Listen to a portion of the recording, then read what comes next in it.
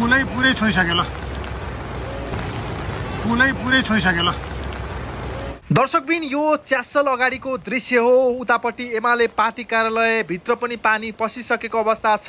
यत्तिकै पानी पर्यो भने पार्टी कार्यालय फेरि डुब्ने अवस्थामा छ भने अहिले काठमाडौँका सबै ठाउँहरू, सबै खोलाहरू यतिखेर तपाईले देख्न सक्नुहुन्छ निकै ठुलो बहाव बढिरहेको छ।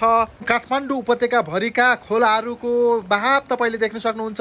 हामीले यो च्यासलको अगाडिबाट यो दृश्य देखाइरहेका छौँ। उतापट्टि एमाले पार्टी कार्यालय पनि अब केही बेरमा डुबान हुन सक्ने सङ्केत देखिसकेको छ। जताततै पानीको बहाव बढिरहेको छ। देशभरि मौसम विज्ञहरूले, मौसमविदहरूले सचेत रहनु होला भनेर सबै नेपाली जनताहरूलाई भनिराख्नु भएको छ भने ठाउँ ठाउँमा माइकिङ पनि गरिरहेको दृश्य हामीले तपाईँलाई देखाइरहेका छौँ भने यतिखेर एम्बुलेन्स नै लिएर मान्य सुनिल केसी, सेवक सुनिल केसी यतिखेर सडकमा उत्रिनु भएको छ। जनताहरूलाई समस्या पर्यो भने मलाई सम्पर्क गर्नुहोला भनेर एका बिहानैदेखि पूर्व माननीय सुनिल केसी निरन्तर खटिराख्नु भएको छ। जनताहरूको के छ अवस्था, जनताहरूलाई कसरी साथ सहयोग दिन सकिन्छ यो विषम परिस्थितिमा भनेर यतिखेर खोलाको साइडै एम्बुलेन्स लिएर उहाँ हिँडिराख्नु भएको छ। ओम चाबेल डेन्टलले यहाँ सहयोग गर्नुभएको छ, साथ दिइराख्नु भएको छ भने मान्य सुनिल केसी यतिखेर खोला साइड पुगेर जनताहरू के छ कस्तो छ अवस्था भनेर उहाँ बुझिराख्नु भएको छ। एम्बुलेन्स लिएर अगाडि बढिराख्नु भएको छ। दर्शकबिन